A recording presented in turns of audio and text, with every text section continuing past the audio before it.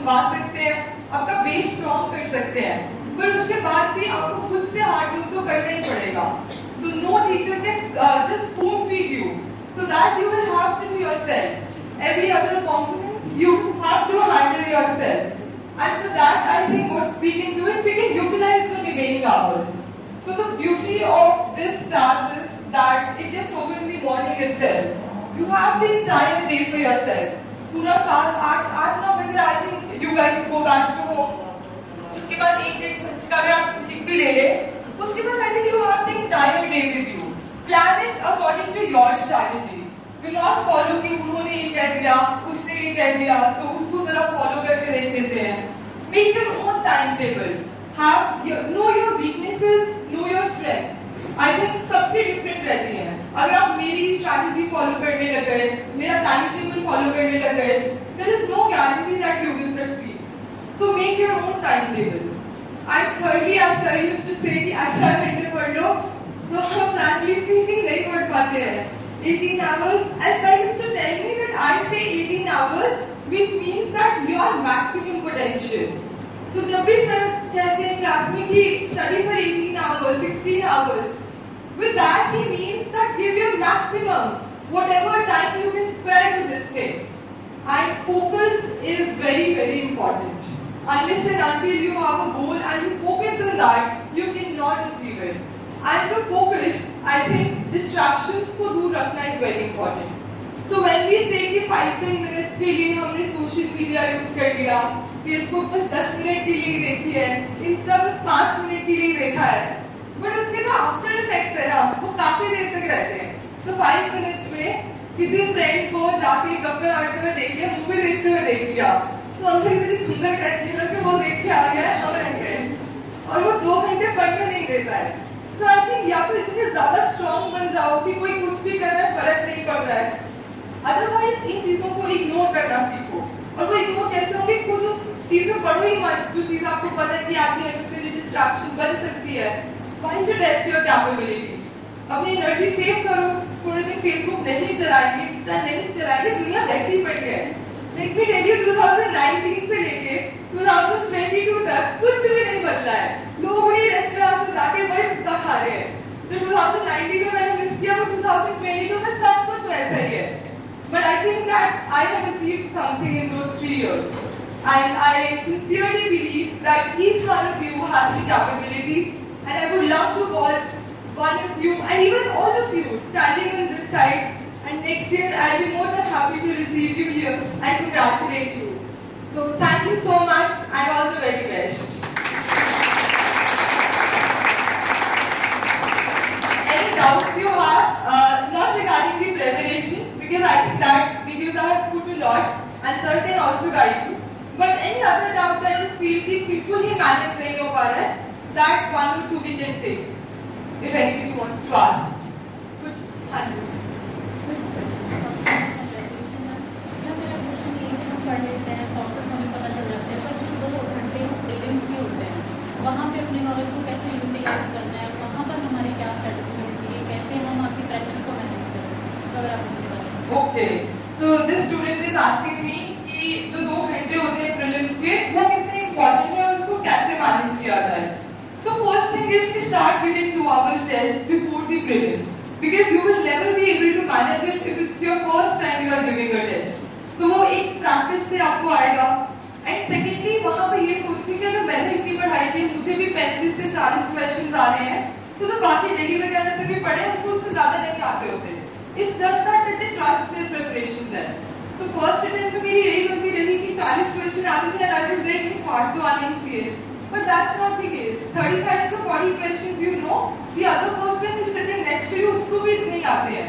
But he or she is smart enough to trust कि कोई बात नहीं, guess वो करते हैं हमारे साथ. So I think that is how you can manage those 2 hours very effectively. One is mental strategy के साथ, and second is to practice it. तो questions practice कीजिए. Okay? Yes. I want to ask you how to be consistent. अच्छा. Okay. So how to be consistent? तो कोई मुझे consistency का मतलब समझाएगा? Consistency का एक लाइन में मतलब समझाएगा. Preference. नहीं वो रेगुलरली 10 आवर्स के लिए कंटिन्यूसली पढ़ना, कभी भी ज़्यादा पढ़ लिया, कम पढ़ लिया, ऐसा नहीं करना। हाँ, कंसिस्टेंसी का मतलब है कि आप हर रोज अपना बेस्ट दे पा रहे हैं और उसको मेंटेन कैसे करना है। सबसे पहली चीज तो मोटिवेशन और विल पावर। जब तक विल पावर स्ट्रॉन्ग नहीं है तो आपको कंसिस्टेंसी नहीं ला सकते हैं। And the second thing is कि टाइम टेबल होना।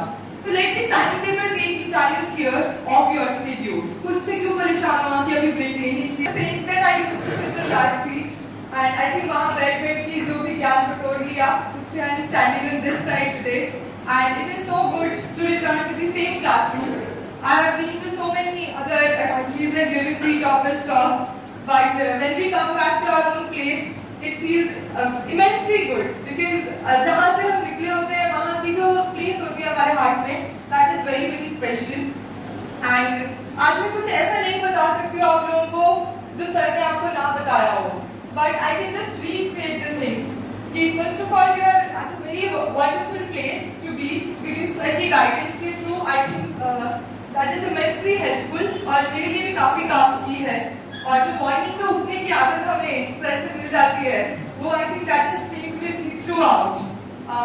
At least till 2 years I used to wake up at 5 AM even after I stopped attending the classes due to lockdown. So एक वो आदत और एक सेकेंडली जो इतनी जोर से जल्दी बोलते हैं ना और लिखा नहीं जाता कंप्लीट नहीं हो रहा है I can relate to you. But at the end of the day अगर वो हैबिट आपको डल जाएगी तो मेन लिखने में कभी दिक्कत नहीं आएगी। Because in main 3 hours paper you have to complete and all credit to this class.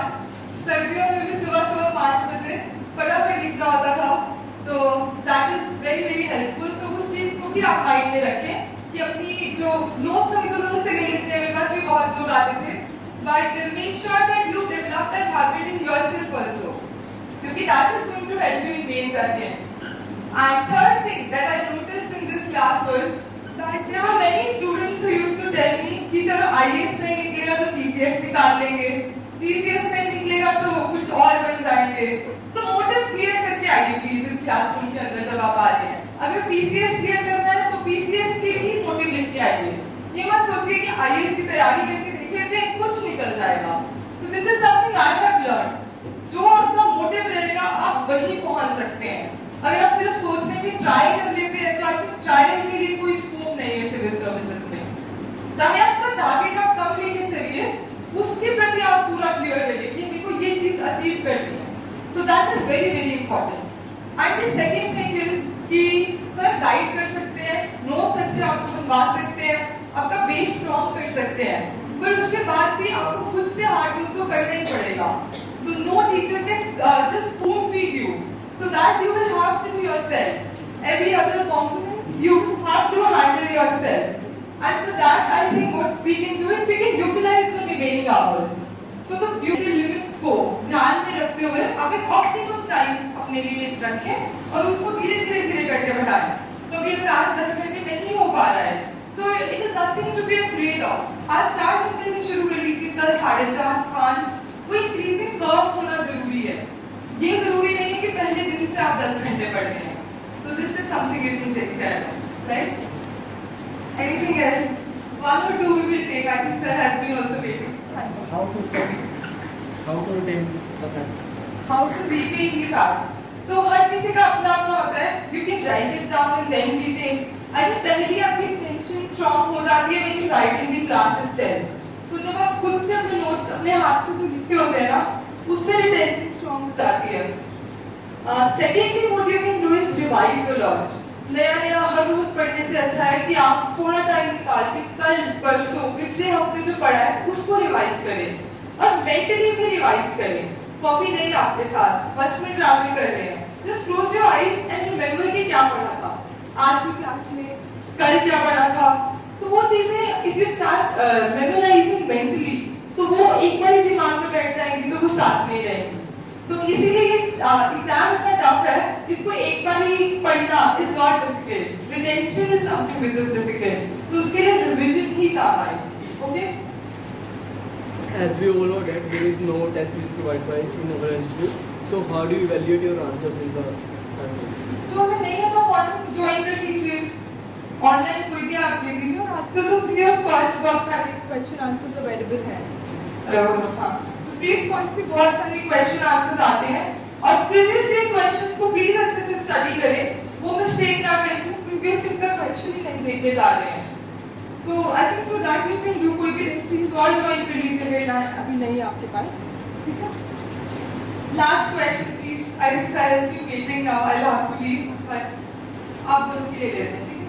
हाँ जी मैम, जैसे आपने बोला था कि आपने 60 क्वेश्चन अटेम्प्ट किए हैं, तो आपने अपनी स्ट्रेटजी ऐसे कैसे बनाई कि आपकी क्वालिफाई हो गई? तो फर्स्ट टाइम आपका नहीं हुआ, तो फर्स्ट अटेम्प्ट में भी आपने बहुत पढ़ाई की, लेकिन सेकंड अटेम्प्ट में हो गया और फर्स्ट में भी ऐसे। तो फर्स्ट में एक तो ऑन डे स्ट्रैटेजी में काफी गड़बड़ रही, जैसे कि मैंने कहा कि वहाँ पे मुझे क्वेश्चन जब नहीं आए तो आई गॉट अ ग्रेड कि मुझे नहीं आता है पेपर और मैंने क्वेश्चन ही कम अटेम्प्ट किए, तो 55 में 60 से कई बार नहीं बन पाती है बात। वो ऑप्टिमम नंबर आपको मिलेगा जब आप टेस्ट देंगे काफी सारे और अपने खुद का नंबर बनाएंगे। और सेकेंडली जब आप एडिक्वेट टेस्ट करेंगे, वो भी प्रैक्टिस के थ्रू होगा, तो वहाँ पे 3 आपको आते हैं, बहुत सारे क्वेश्चन आंसर्स आते हैं और प्रीवियस ईयर क्वेश्चंस को प्लीज अच्छे से स्टडी करें, वो मिस्टेक ना करें, प्रीवियस ईयर का क्वेश्चन ही नहीं देखने जा रहे हैं। So I think through that you can do कोई भी टेस्ट सीरीज और ज्वाइन कर लीजिए अगर अभी नहीं है आपके पास, ठीक है। Last question please, I think side is waiting now, I have to leave, but आप दोनों के लिए लेते हैं, ठीक है। हाँ जी मैम, जैसे आपने बोला था कि आपने 60 क्वेश्चन अटेम्प्ट किए हैं, तो आपने अपनी स्ट्रेटजी ऐसे कैसे बनाई कि आपकी क्वालिफाई हो गई? तो फर्स्ट टाइम आपका नहीं हुआ, तो फर्स्ट अटेम्प्ट में भी आपने बहुत पढ़ाई की, लेकिन सेकंड अटेम्प्ट में हो गया और फर्स्ट में भी ऐसे।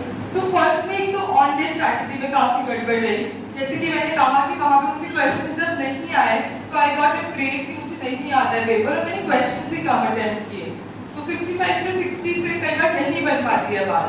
वो ऑप्टिमम नंबर आपको मिलेगा जब आप टेस्ट देंगे काफी सारे और अपने खुद का नंबर बनाएंगे। और सेकेंडली जब आप एडिक्वेट टेस्ट करेंगे, वो भी प्रैक्टिस के थ्रू होगा, तो वहाँ पे 3 आपको आते हैं और 1 नहीं आ रहा है, तो आपको गेस वर्क यूज करना है बेस्ड ऑन योर नॉलेज। तो कई बार चीजें सिर्फ दिमाग लगाने से ही सॉल्व हो जाती है, even if you do not know the facts. तो वो दिमाग तभी लगेगा जब जो नॉलेज है वो इतनी डेप्थ तक कंसेप्चुअली क्लियर है, सिर्फ रट्टा नहीं मारना, उसको कॉन्सेप्ट्स को क्लियर कर लीजिए तो फिर गेस वर्क में काफी हेल्प हो जाती है, ठीक है। Last question from you.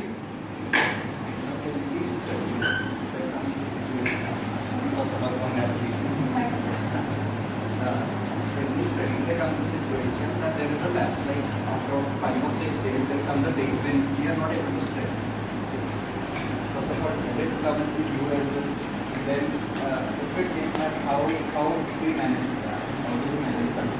So I'm also a human being, मुझे भी लगता है कि नहीं हो पा रहा है। So after 5-6 days, if you feel you have given enough of your time, so you can take a half day off. There is nothing wrong in that. So breaks लेना is not something which is bad. But उसकी duration कम रखिए और उसमें आप इस तरह से अपने आप को ब्रेक दीजिए कि आपको रिफ्रेश हो जाए आप आगे के लिए भी। वो डिस्ट्रैक्शन ना बने ब्रेक, रेदर एक रीजुविनेशन बन जाए ताकि आप दोबारा से फिर अच्छे से स्टडी कर सकें, राइट? चलो, thank you so much everyone, it was so nice to interact with you.